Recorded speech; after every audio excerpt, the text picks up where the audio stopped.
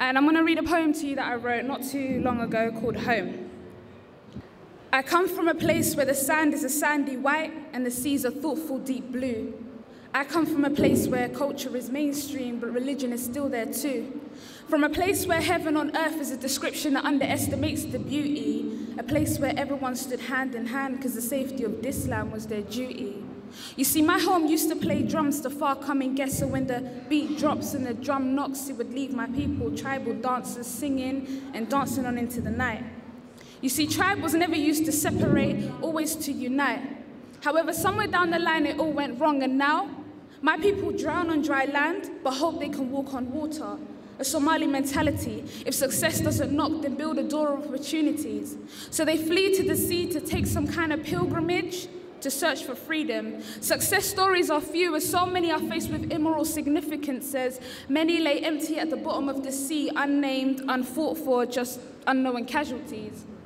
And those that succeed are reduced to being branded peasants, taking over another country's streets, suffer like a hands are being tabbed by ignorance, as reality has it that my home's being treated like a woman of no significance.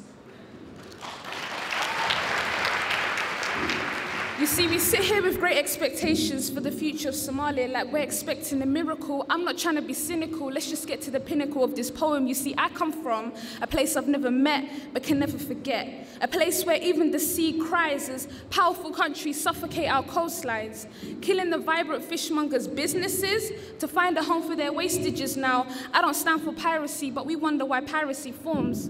You see, I come from a continent that can scream we were stolen from our lands and forced into slavery. But coming from Somalia, I can say my own people drove me out to a place full of trickery. Because the motherland believes this is the promised land. But the joke is on her because she may have been promised a job and some money, but never safety. So now her young are roaming the streets lifeless and bloodthirsty, ignoring the life chances we have here and going in and out of prison before they've even hit 30. You see, I come from a place that has married and divorced so many governments.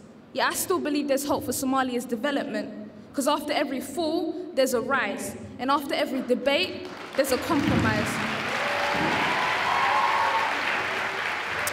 After every debate, there's a compromise. You see, we are the future and the people of tomorrow, so we must put down our fists and fight.